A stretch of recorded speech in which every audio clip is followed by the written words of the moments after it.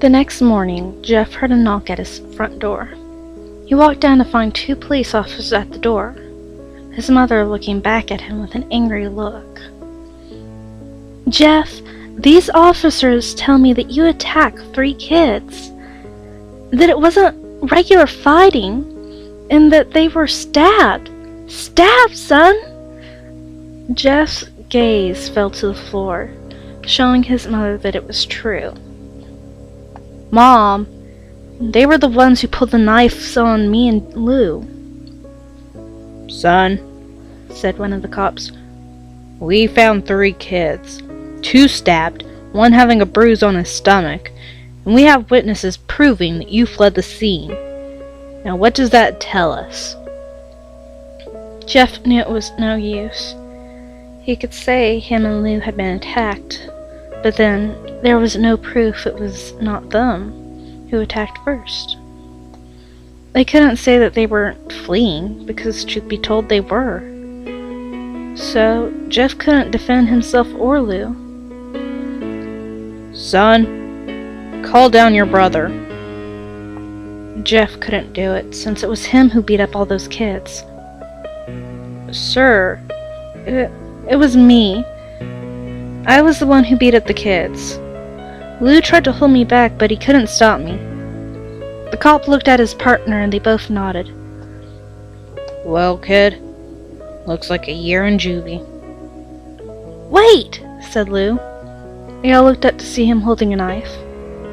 The officers pulled their guns and locked them on Lou. "It was me. I beat up those little punks. Have the marks to prove it." He lifted up his sleeves to reveal cuts and bruises, as if he was in a struggle. "Son, just put the knife down," said the officer. Lou held up the knife and dropped it to the ground. He put his hands up and walked over to the cops. "No! Lou! It was me! I did it!" Jeff had tears running down his face. "Huh, poor bro. Trying to take the blame for what I did. Well, take me away."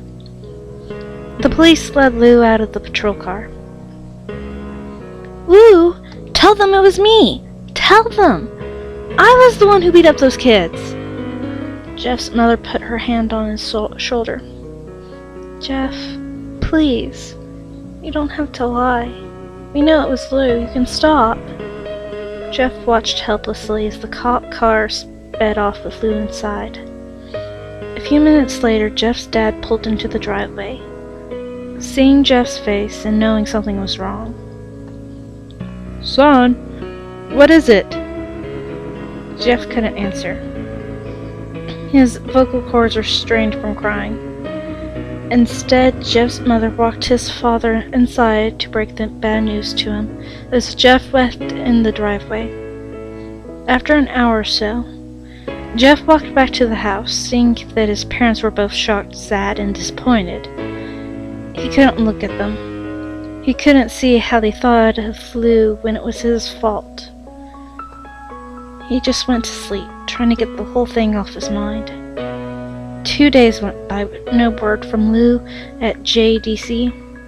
No friends to hang out with, nothing but sadness and guilt.